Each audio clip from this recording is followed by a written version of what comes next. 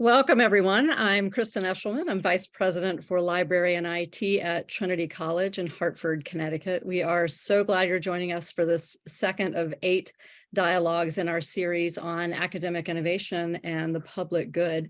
These are monthly online conversations about the future of higher education and how to change it for the better.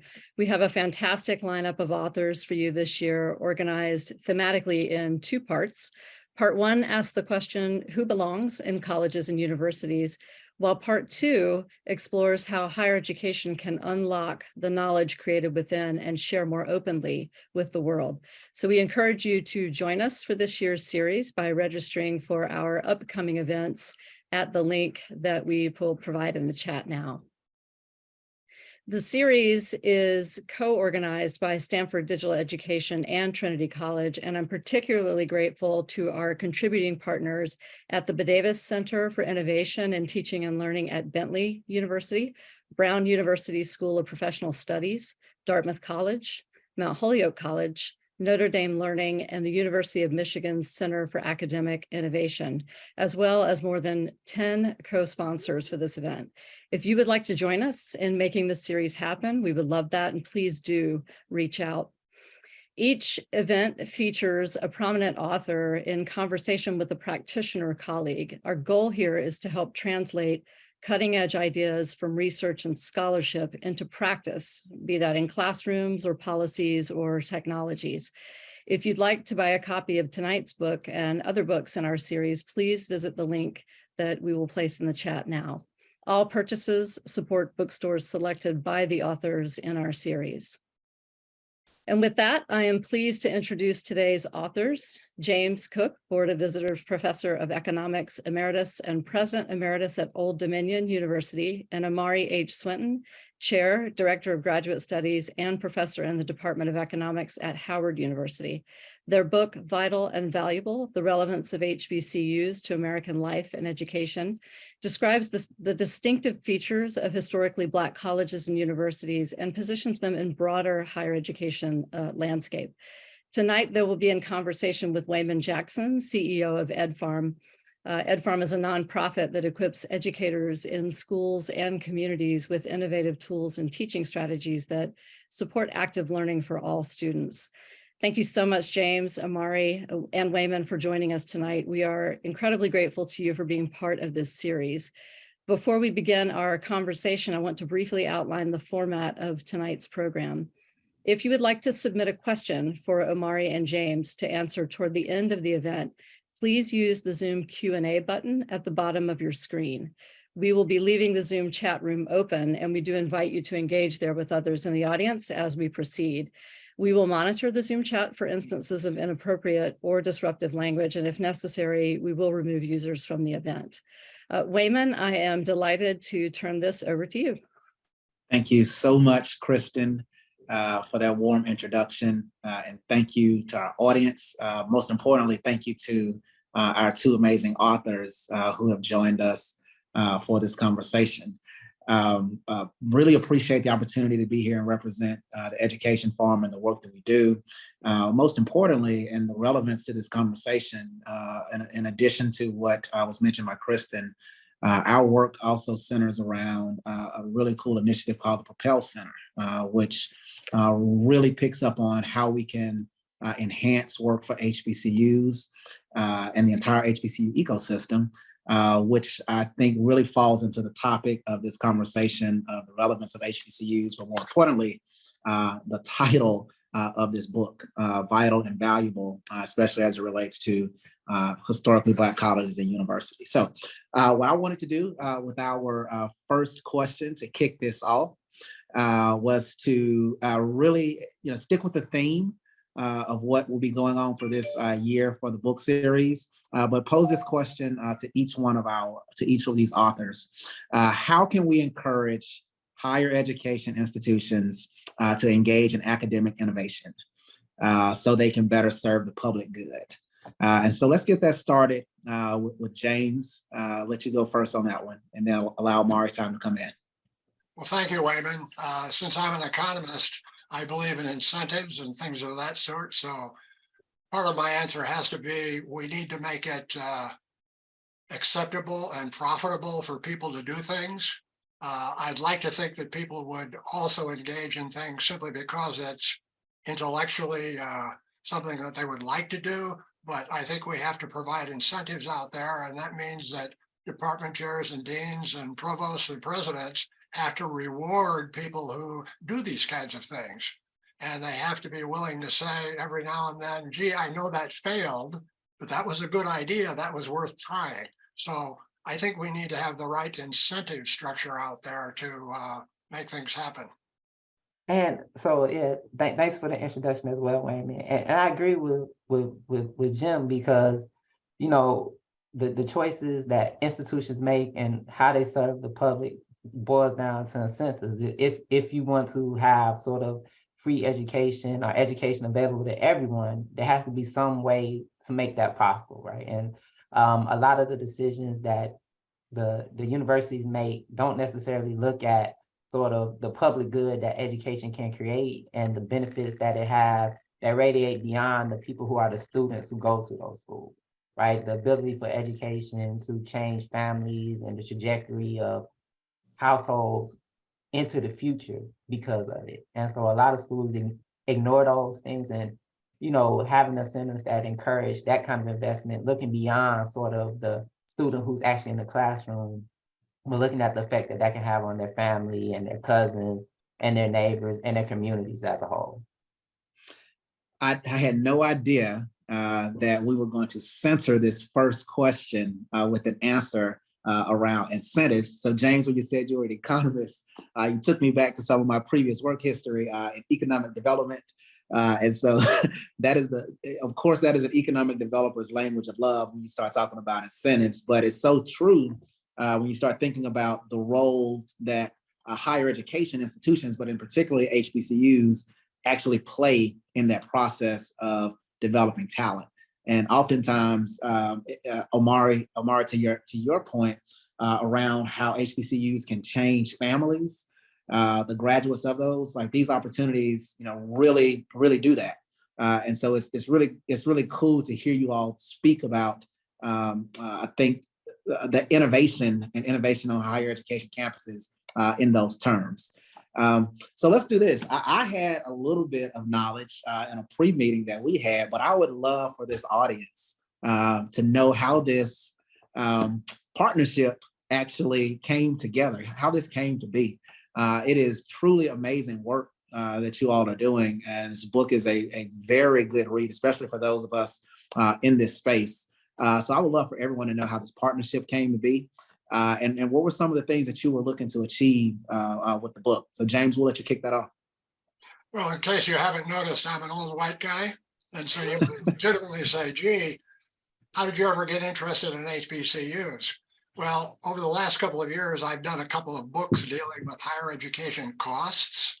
And I assembled a data set of more than 700 four-year institutions and lots of things about them. And in looking at that data set, it immediately impressed me that HBCUs were distinctive. They were different. And that as I investigated that, I didn't see that anybody had really done a lot of hard-scale empirical work.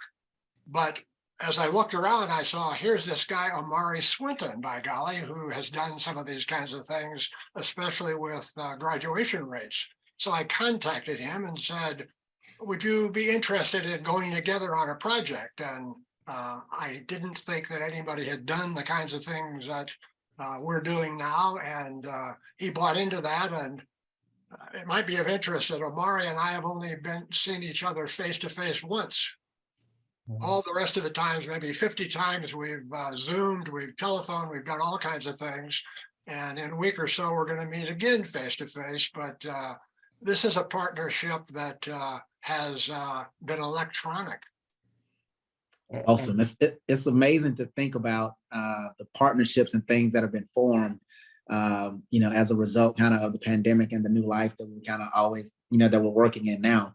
Omari, as you jump into this to talk about your role in the partnership, you know, I'm very familiar by having some individuals on our team here with the magnitude that Howard University the Mecca, as it's called in the HBCU landscape, how the role that it actually plays. So I'm glad that James actually, the work actually led to you at Howard. So from your end, what was this partnership? How's the partnership been, and how did you come to be with this? Well, Howard, we did this customer service training a couple of years ago where they told us to respond to every email. And I used to kind of ignore emails from people that I didn't know. And so this happened after that training. And as my students tell you, I respond to emails like immediately and with real quick responses. And I think he emailed me on New Year's Eve. And then we had a meeting set for New Year's of the next week.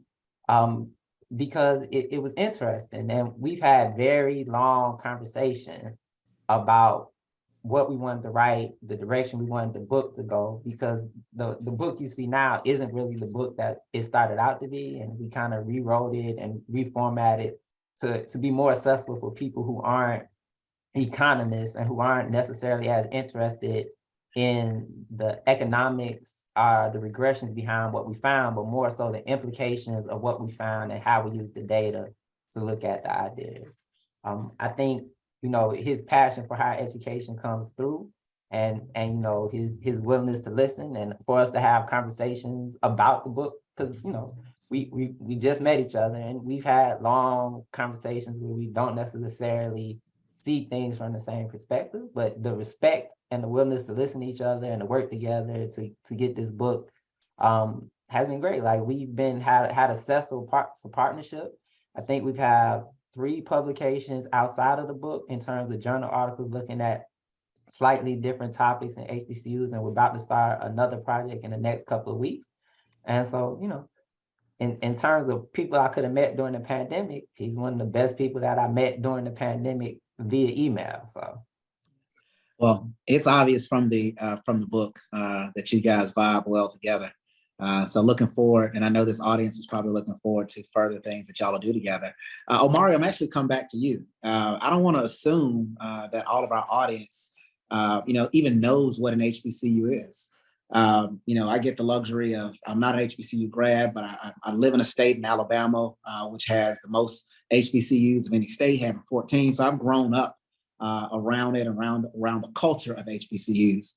And the book really points to that at the beginning. It kind of lays out a little history around why HBCUs actually exist and how they came to be. So I would love for this audience, from your perspective, to kind of provide a definition, of what a historically Black college or university is, and why they actually exist now, and why they're important. So HBCUs were started with the Higher Education Act of 1965.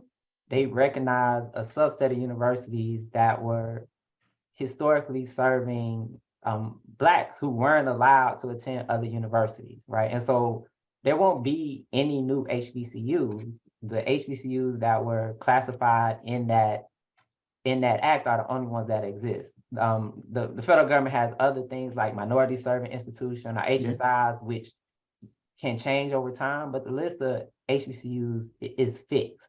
And that's one of the things that we talk about in the book, is because the list of HBCUs is fixed by that act, that there's a threat that as some HBCUs that used to exist don't exist, or some that have kind of shut down or talking about restarting, it's a fixed number of schools that was started from anywhere during slavery to during the Jim Crow era. That whole purpose was to educate either the freed slaves or give Blacks an opportunity to get an education in the U.S. where they weren't afforded at other institutions. And that's historically how HBCUs fit into the higher education landscape. They're a group of mission-driven institutions whose whole purpose was to provide opportunities to Blacks in America when those opportunities didn't exist at other institutions. Yeah, absolutely. And the book, as others get a chance to read it, as you go through it, kind of points, the data is so rich, kind of points at ways that these HBCUs are really performing and of need. But James, what was your deep background as an economist and in higher education? What was your understanding of HBCUs as you came into the conversation for the partnership? Well, I grew up in the North in Illinois, and so I was several hundred miles away from the nearest HBCU. And I would say that maybe well over half the American population is as much as 1,000 miles away from the nearest HBCU. So for them, and this is an audience we'd really like to reach, HBCUs are sort of an exotic thing that they see occasionally on TV, maybe during the NCAA basketball tournament, or they see marching bands, and that's just about all they know. And so I think we'd like to get across a much more complete message, one that really gets at the richness and achievements of HBCUs, so that people who are really pretty far away from it will have an understanding of why they exist and why they are important and why we need to support them. Yeah, absolutely. One of the things that I think, individuals, especially in the South and other places, and I know that Omari can point to this from the students that he sees at Hampton, is so often that the influx of students, especially Black students that migrate to those institutions, are from places like Illinois and California and other places, and they come there and then they go back, and that's a little bit of what brings that the voice of HBCUs back to different places that actually don't have HBCUs in their state. So let's get into a little bit of the two things. One, I definitely want to, what I learned from in the book, hit on a few of the areas, the chapter that starts to deal with, myth, reality of this declining enrollment with HBCUs, and deal with some topics around graduation rate. But what did the data, James, lead you all to when you uncovered and started going into this around the enrollment rates of HBCUs, and then kind of lay out some of those? I guess the most, the one that stood out the most to you of what's impacting enrollment rates at HBCUs. Well, this is a tough marketplace right now because higher education enrollments nationally have declined 10 or 11 years in a row. So when you look at what's been happening to HBCU enrollments, you have to put that in context. And yes, in total, they've been going down a bit, but HBCUs have maintained their market share. And there are a number of HBCUs that are really very prosperous and doing quite well. Having said that, both Omari and I think, believe that there's some smaller HBCUs in more rural locations whose future is threatened. And unless they get help, they're likely to go down the drain. And I think that would be tragic because they really have a contribution to make. And one can point to specific individuals who graduated from those institutions and are out in society now making a difference. So enrollment overall is going down, and that's part of the HBCU picture. But in the last year or two, I think we've seen an upswing of interest in HBCUs, and Omari can probably talk about what's true at Howard there, where that's certainly been the case. Yeah. And I think, is what the other thing we found is a lot of it is cyclical, right? Like some institutions will get a president who has this vision of growing the university, and you'll see that particular HBCU do extremely well. North Carolina A&T right now, I believe, is the largest HBCU, right? And, they have their state doing things that kind of could lower their enrollment, right? And so these are the kind of issues that happen at HBCUs where, the school might start doing extremely well, and then the governor or the higher education board of that state does things that doesn't allow the school to continue to grow, particularly in the public institution. And like Jim said, every HBCU is different, and everyone has sort of their own individual threats, and they have their own types of students that they target. And for the future, I think each institution has to kind of look into what their goal is, what they're trying to do, and try to focus on the best way for them to survive, given what their mission is. And this is true of the private ones more so than the public institutions. The public institutions will be fine. They might not historically look the way they look. Like Tennessee State is almost a majority institution now. West Virginia State, the HBCUs in West Virginia aren't majority Black anymore. But We interviewed people for this book from different institutions to get their feelings about how their campuses live. And it all goes back to sort of that shared feeling of greater purpose in their institutions about how they're servicing the community and how they're servicing their students. Yeah, I love the word that you almost ended on, being community. And it also takes me back to what James mentioned earlier on in his description of HBCUs, of saying that they were different. It's something different about the HBCUs. One of the areas in the book, it points out an example from a student who talks about the difference in what she felt at that HBCU, which is something that I oftentimes hear as we've done work with students who either been at that HBCU or are graduates of that, is that they feel that professor is family. They know without a shadow of a doubt that professor wants them to succeed, and it's wrapped around arms, wrapped around services, to make sure that this person succeed. So Omari, being on that campus, I'll reflect back to you and some of the input that you had in the book in that area. How so true is that? Is it really different? Because in the book talks about there's a comparison to Black students at PWIs, and maybe there's not as much of a fit there, but talk about that environment on an HBCU campus and how that was reflected in the book, the nurturing environment for students.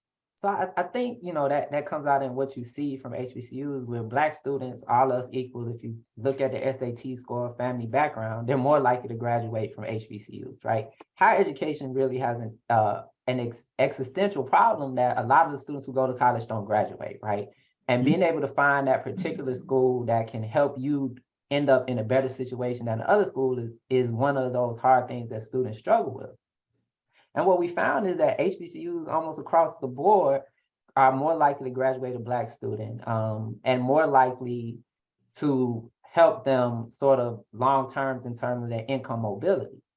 And a lot of that has to do with what I think, if you look at the sociology literature, where they talk about identity and being accepted in the community that you're in, is that if you're a Black student at HBCU, you feel like you belong. Where if you're a Black student at a PWI, you might feel like you don't belong, or your peers might not accept you, or your teachers might see you and not believe in you.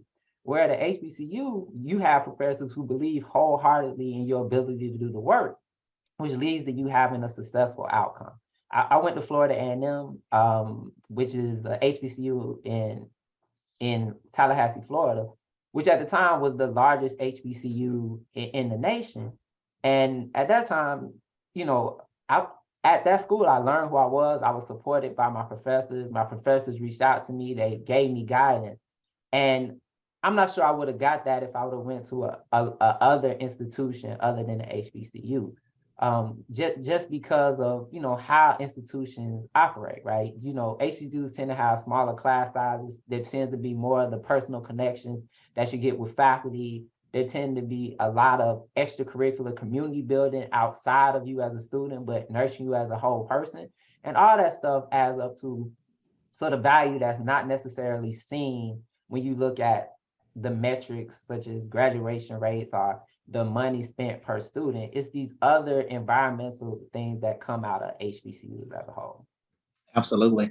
James, I love to pick up there, a little bit more specific with you on graduation rates, because Omari mentioned it, but it's also an area that's actually covered in the book. I apologize for my lighting, people. It's also an area that's covered in the book around how that's actually calculated. Can you talk a little bit about the research and what the data showed you all there, and what's the right calculation based off of what you all saw when you looked at the graduation rates compared to PWIs, and how that's actually calculated? Well, the typical way to look at this has been to calculate 6-year graduation rates, who graduates within 6 years. But that's not the right way we think to measure these things. I think what one needs to do is to say, okay, let's look at the students who are there and how they come to the institution and what the reasonable expectations are. And we found that once one controls for SAT scores and family incomes, that HBCUs typically outperform the typical white institution or majority institution. And so to not do that, I think would almost be like going to the Olympics and looking at the 100-meter dash and say, hey, Belgium gets to start 10 meters ahead of everybody else. Well, if you allow Belgium to start 10 meters ahead of everybody else, they're probably going to finish first. Well, I think some of the same rationale applies to what we see in terms of HBCUs. One needs to take account of the students who are coming there and what their needs are and their financial situations and things of that sort. But once you take that into account, HBCUs are doing really very, very well. And I think that's a message that is lost on lots of people, not just in the public at large, but also especially in higher education, where they fixate on U.S. News and World Report's graduation rates and things of that sort. Omari, just being on campus and seeing hundreds of HBCUs, thousands of students a year, and the book actually points to this a little bit with changes in federal policy, changes in funding. I think we all know that there's been a shortening of Pell Grants as well as financial aid as well. How does that? What do you see on campus from these students who, we know that it may be from research, as little as $500 that might prevent a student at an HBCU from finishing that semester and therefore having to drop out. What are some of the things that you see as relates to that student on campus and them persisting to graduation? I think there's a concerted effort by HBCUs to keep students in the school, right? Because if you're mission driven to help this population, then you have to find a way to make things work. And HBCUs often, at least historically, have done more with less funding, less governmental support, less, even the public schools would get less money per student, right? So if you look at Maryland HBCUs and what's going on there with the new facilities and the new investments the state's doing, that's only because they were going to lose a lawsuit because they were underfunding those institutions for years, right? And so, these special opportunities that occur at HBCU are something that everybody doesn't take into consideration. Like in the book, we talk about the underpricing of HBCUs, other public HBCUs. Like if you look at University of South Carolina and South Carolina State, the net tuition to attend South Carolina State is higher than it is for the University of South Carolina and Columbia. Well, if students are making these decisions on the margins with their income, a student is going to go to a school they're going to be less likely to graduate from because the state is making this decision or allowing the other institution to underprice the student. Where the state's main goal should be get as educated as a populace as possible and allow students to go to institutions where they're more likely to thrive, right? And I think, what happened with the loans, the plus loans hurt HBCUs a lot, and HBCU enrollment went down tremendously during that time, and the Department of Education tried to correct it, and they're still working through it. I think the use of the governmental scorecard as ranks for institution hurts HBCUs for the reason Jim explained earlier, that HBCUs tend on average to have students who aren't as prepared for college, because every higher education research will tell you that Black students are less prepared for college because for a variety of reasons, and they do less on these standardized tests and they're less likely to graduate and their family happens to be poor. And so if you're a school that has those students, comparing just the raw numbers is always going to make you look worse because you're giving students who other institutions might not allow in an opportunity to get that higher education. It's so true. I will only piggyback on one of the points you mentioned in there, but just even from some of the work that we've been able to do in talking with HBCU presidents about the Propel initiative that we were bringing to the table, each of those presidents said that, if we got a stronger student, that was more exposed while they were in K-12 to STEM and other learnings before they got to this HBCU campus, they knew that those would be things that would also increase their persistence and graduation rates and all those things. So James, one of the other, let's get to this idea around the benefits of HBCUs. because I love what Omari mentioned about, the mission, and HBCUs have always been mission-driven institutions, and they came to be for a specific reason, to educate a population that wasn't allowed to be educated elsewhere.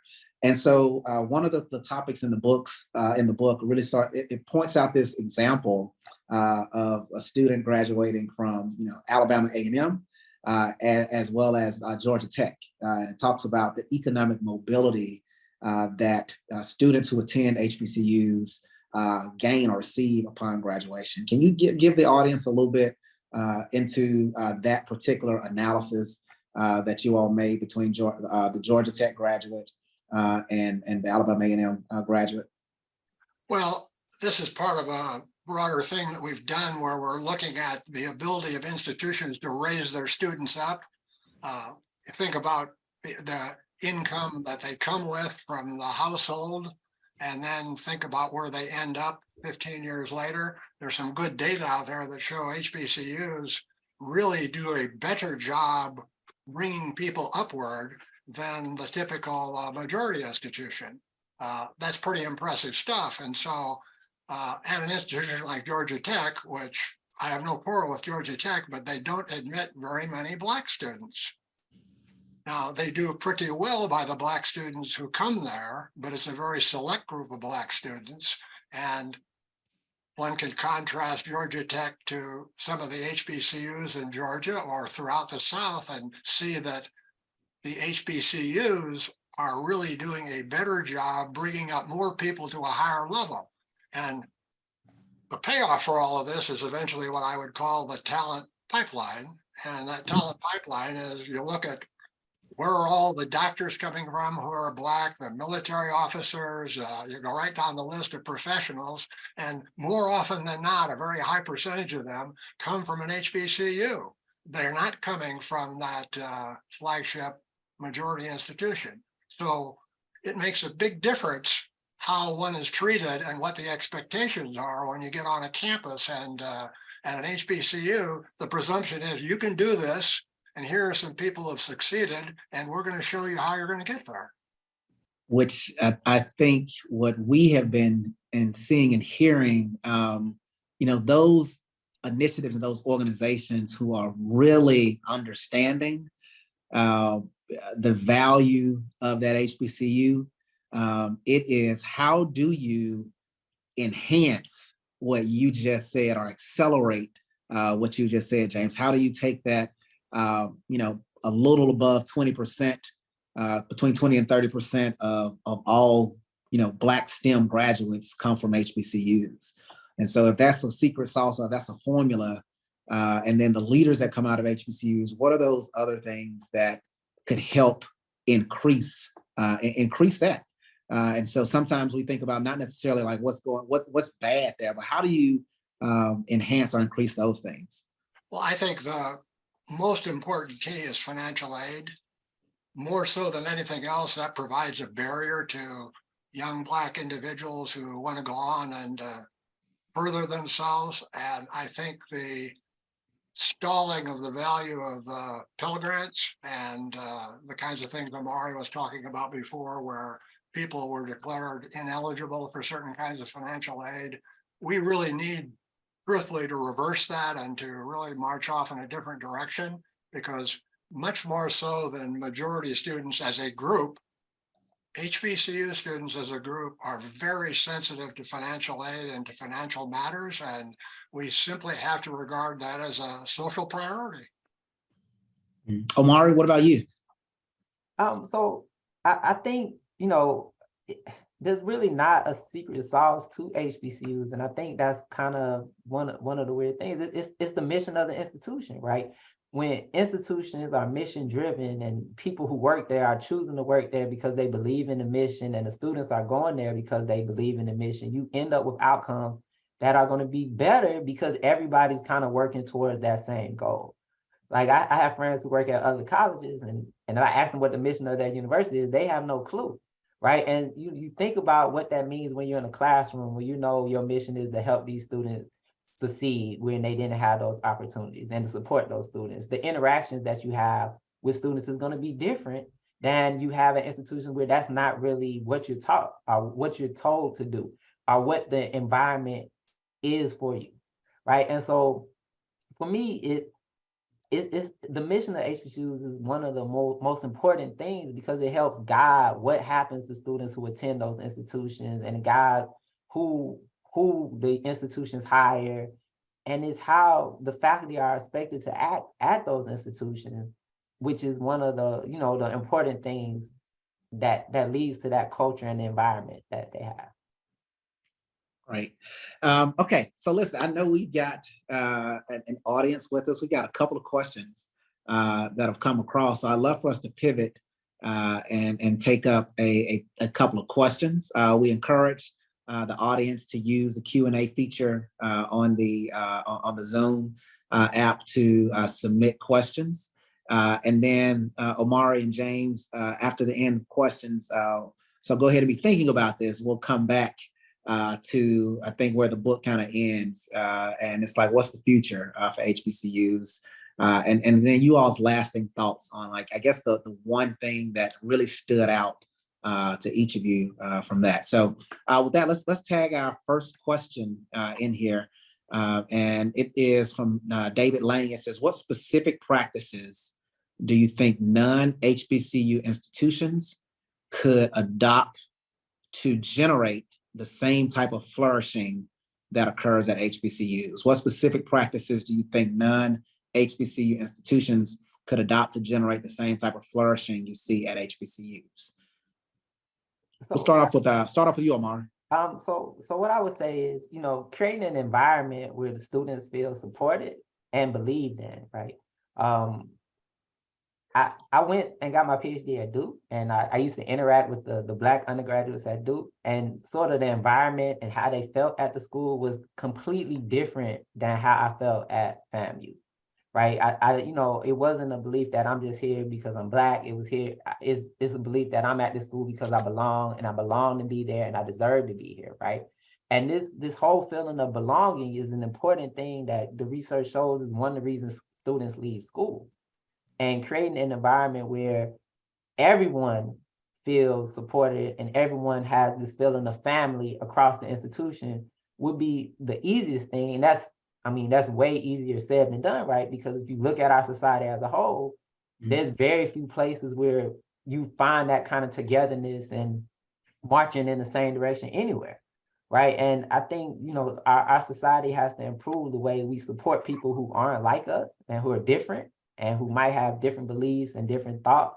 The higher education used to be the place where those kind of conversations happen and you would be able to think through things and maybe come up with these grand solutions. But even higher education doesn't have that kind of, you know, support for people who are different that it used to have. And, you know, I think HBCUs do a good job of supporting their students and allowing them that space to find who they are in an environment where they feel that they'll be supported with whoever they end up being. Yeah, James, what about you? Based on what you've learned through the partnership with Omari and the research, given your history on campuses, what's some of the things that I think you may have picked up on that could help with that? Well, allow me to toot the horn of my own institution a little bit, Old Dominion University. About 25,000 students, and the percentage of Black students there over the last 15 years has gone from roughly 15% of the undergraduate student body to 35%. So it is now a majority minority institution. I think Old Dominion has learned how to do it. And I think they do some of the right things and they do it pretty well. And so they're attracting lots of Black students who, in some ways, unfortunately, might have gone to an HBCU. But this involves targeted financial aid. It involves some pretty intensive counseling. It involves some sort of big brother, big sister kinds of things. It involves sponsoring social events, speakers. There are a wide variety of things. And back in the days when I was the president there, I actually went out, and you'll find this hard to believe, I was preaching in Black churches. Why? Because I wanted them to see me and I wanted them to hear the message that the institution was open and available. So I think there are a lot of things you have to do, but it certainly starts at the top in my mind. You need a commitment from the president and the leadership that we're going to do certain kinds of things. And I expect you to come along. And if you can't do that, probably this is not the place for you to be. Great answers. This question points to, I think, one of the first statements that were made. Omari, you kind of hit on this when we were talking about we won't be getting really any new HBCUs, but the threat, we've decreased in the number of HBCUs. So this question is, what can we learn from those HBCUs that have closed? So I answer this in two parts. So first, we actually spoke to the president of Morris Brown. I went to high school with him, and they're trying to revive Morris Brown. You hear talks about that we're trying to revive the HBCU that was in Detroit. Is it Pencil? Yeah, yes. Okay. And so that's one thing that's going on. But I think the higher education environment is a lot different because, students now could go to wherever they want to go. HBCUs often have less funding, they have lower endowment. So the things about the targeted financial aid that Jim was talking about that's important, HBCUs aren't as able to do those things as they would want. And so HBCUs have this thing, if we raise tuition too much, right, because we need this cash flow, then the students who we're trying to help won't be able to afford to come to our institution. And so how can we get to where we could get the students in and have the funds available to support them? And that's what every HBCU struggle is how do we get the additional money we need to be able to help this student because their family can't get them any money to pay for books. I help this student with this additional $1,000 that year. And it's a problem that all HBCUs face. And my guess is a lot of institutions that don't have large endowments face that similar problem. And as we started off, higher education enrollments are going down. If you look at the number of if you look at the number of white males going to college, that number is way down. The number of Black males going to college is way down. And who knows what the future of higher education will look like, right? There might just be less colleges total because less people are not getting the value from education that they need, and which colleges have to think about how can we attract the students we're losing to come to college? How can we show them the value added of a college education? And what can we change about what we do that will allow us to attract these students who might have went to college before and aren't going to college now? And those are some really big questions that I think you look at individual institutions are doing a good job at it, but as a group, higher education in the U.S. isn't doing a good job at answering those questions. James, let's let you jump in on this one. There's a question from Catherine Breen.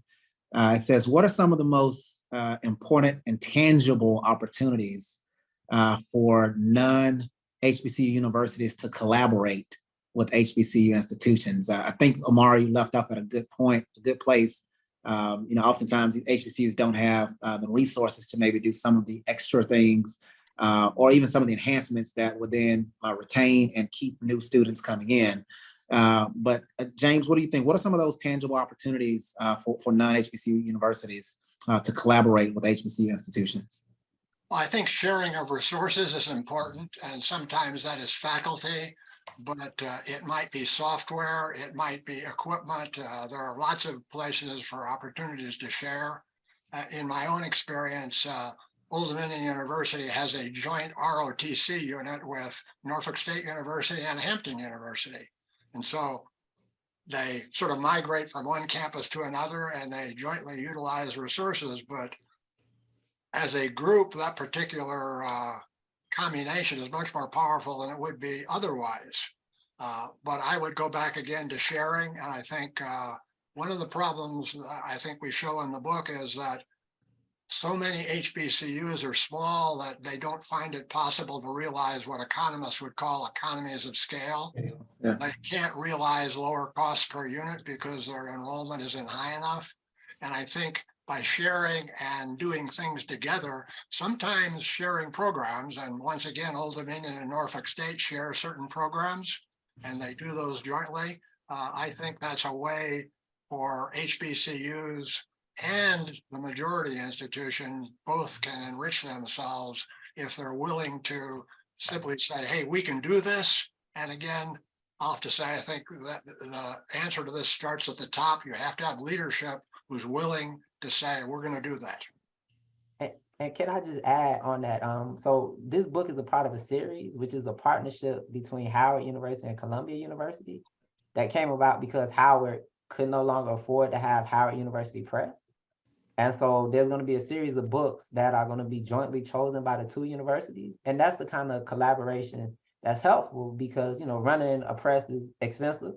Howard doesn't necessarily have that funds, but the research and the knowledge that will be provided by the books that Howard would be able to publish are now going to be published in this series by Columbia University Press, right? And those are the types of collaborations that are important, where, you know, it's something that could be added by the HBCU or that was added, but the HBCU can't afford to do it. You have like bridge programs that exist that the National Science Foundation supports between HBCUs and other majority institutions, which are another way that this can be done. That's a lot. I think it's a lot of good things out there, especially on the partnership front. But definitely that is economies of scale. You know, we know that is a major issue. You know, and oftentimes, you know, Omari, you're in a great position. You know, with Howard University, you often hear Howard, Spelman, and Morehouse of being the ones that are receiving a lot of attention. But you've got so many small HBCUs out there. And you've got initiatives such as Ours Propelled are really trying to really play into this economies of scale so that many of those institutions can remain. Another question in here is, what's the best balance to strike between reviving and supporting HBCUs and making other campuses somewhere Black students can feel like they belong? Because the book points at this, kind of like the market share. You know, if how do you, and it's almost a selling of like the culture and the mission of that HBCU, but what's that balance? How do you strike a balance between those things and supporting what, you know, a PWI might begin to do to enhance its experience for Black students? James, let's start with you. Well, as I look at the future of higher education, and especially for HBCUs, there are two things that are both threats and opportunities out there. One is what people are calling the demographic cliff, and that is that the number of high school graduates nationally is going to decline substantially. And that will be true even in some of the states in the South where there are lots of HBCUs, such as Mississippi and Alabama. Mm-hmm. So I think that's a threat, but I also think there is a potential threat from institutions such as my own, like, you know, an Old Dominion University. And that threat is essentially that they're going to take away students who might have gone to HBCUs. So I think if I'm an HBCU or the nearby majority institution, we need to be thinking again more affirmatively about partnerships and ways to cooperate. Again, I'll come back to my own institution. Norfolk State and Old Dominion now are jointly going to do a Master of Public Health program.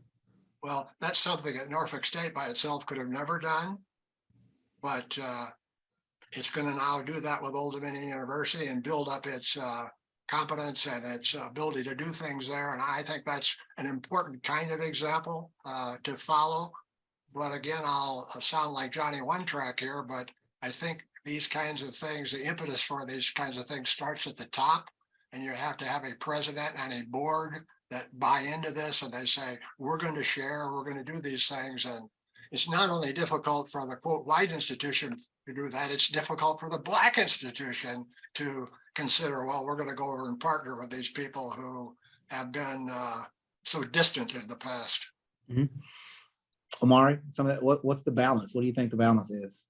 So I always find questions like that interesting because, you know, every college might not survive, right? And you think that there's thousands upon thousands of institutions that exists, right? You have to be a well-run institution that makes good decisions long-term and doesn't put your institution in a bad situation where you can't survive in the future, right? You know, the economist in me always thinks, well, if your institution is badly run and your board of trustees doesn't protect it, maybe your institution shouldn't exist, right? And that's institutions across the board. And so if the HBCU can't survive for whatever variety of reasons, then maybe it shouldn't survive long term. There's a lot of institutions. Every HBCU is different, and they all face different threats, right? And you know, some have done a much better job than others at charting a path forward in this highly competitive environment where others haven't. And if you're an institution that doesn't have the money or the legs or the community support to continue to exist, it might be better to support another HBCU that's moving in the right direction than putting money towards an HBCU that isn't growing, isn't thriving, isn't being able to support the students that they already have there. And last question, before we turn it back over to the two of you to give us some closing remarks. And this one is a really good question from Mr. Lusk, because oftentimes we talk about the type of student at an HBCU, and I think sometimes we think that, you know, just maybe, you know, when we're labeling social, you know, underrepresented, but socioeconomic background is challenged. We may not oftentimes associate that student with being, you know, a high performing student. So this question is more on how do you feel HBCUs do in attracting students who are higher performing academically, grades, test scores, et cetera. Do you feel that this subset of students are more likely to attend, you know, a PWI? So are HBCUs attracting, you know, the best and brightest out of high school? Omari, I'll let you speak to that first. I think they can, but it goes back to Jim's point about resources, right? Like if your overall package to go to attend Howard is way less than the package you get to go attend UCLA or Stanford, as a student, the income and the margins for the financial support is the biggest decision, the biggest part of the decision that you make, right? And if the HBCUs can't compete on those packages, it becomes harder. I'll go back to what Dr. Humphreys, who was the president of FAMU, did when I was there. He recruited the national merit scholars. He went to institutions, offered them personally full scholarships, and that's why I went. He came and gave me a full scholarship to go to his school. Like I didn't apply to any colleges yet. And you know, that kind of outreach to the students who are the great students will allow them to come, but you have to have the financial wherewithal to make those kind of commitments. And if you don't have that financial wherewithal, then it becomes harder because students who are the best students have the most options. And since they have a lot of options, they could choose what option fits them best and their family best. And it's often hard for HBCUs to compete with those packages that can get put together. James, what about you? Well, I would second what Omari has just said. In at least a half a dozen cases in the South, the flagship state university is underpricing the HBCU at nearly every income level. And the competition for really strong Black students is a really tough one. Howard, for example, has to compete against, let's say, the University of Alabama or the University of Maryland or the University of Virginia. These are all credible institutions. And so that's tough competition. And I think that's going to be a very difficult challenge for HBCUs in the future as more of these majority institutions begin to see, frankly, what institutions like Old Dominion have done, and they say, we can do that too. That's going to put pretty tough enrollment pressure on some HBCUs. And I think both Omari and I think that some small private HBCUs might bite the dust, which would be unfortunate, but I think that may be in the cards. Well, this has been an amazingly rich conversation. Thanks to the audience for the questions. that they posed to these two great intellectuals. And kudos to both of you on this partnership in the book as well.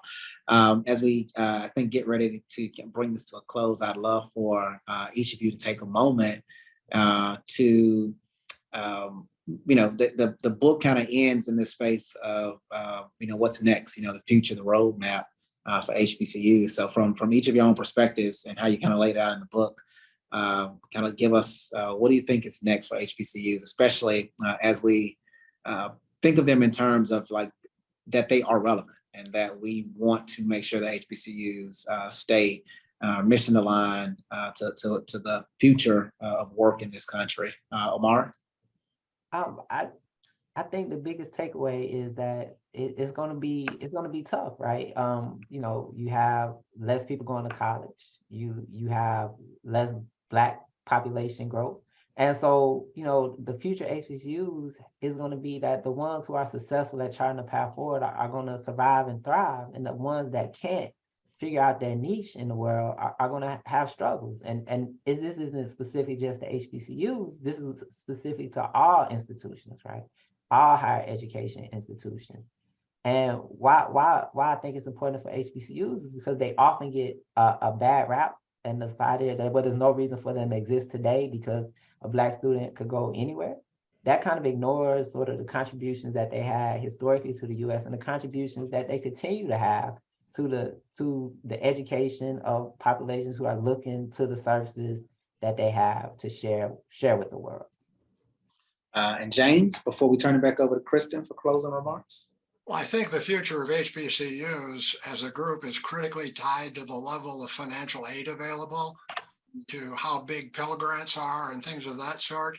The nation simply has to invest in those kinds of things and regard those as a priority, because if they are not priorities and the real value of the Pell Grant continues to decline, that is going to be very, very tough on Black students in general and on HBCUs in particular. So I think if there would be a single message I would transmit to President Biden and the political figures in Washington, it would be support financial aid, make it possible for people to succeed, because if you do, they will. Yeah, I think you've given us an amazing policy document that we could take up next, our advocacy agenda. So thank you for that. So thank you so much, Omari, James, and Waymond. This was an enlightening discussion. For those who have attended, if you didn't get your question answered this afternoon or evening, if you'd like to continue the conversation, please do visit our online forum where Omari has graciously agreed to engage with our audience. You can find the URL in the chat now. We really want to keep this important conversation going. And for those interested in purchasing a copy of Vital and Valuable, please visit bookshop.org. We will put that link in the chat as well. We'd love to know your thoughts about this event and our series in general, so please do consider completing our user survey. We'll put that link in the chat as we close. Thank you, everyone, for attending. We hope to see you at our next event on April 12th with author Jeffrey Cohen on his book, Belonging, The Science of Creating Connection and Bridging Divides. Jeffrey will be in conversation with Beverly Daniel Tatum, interim president of Mount Holyoke College, and we look forward to seeing you then. Thank you.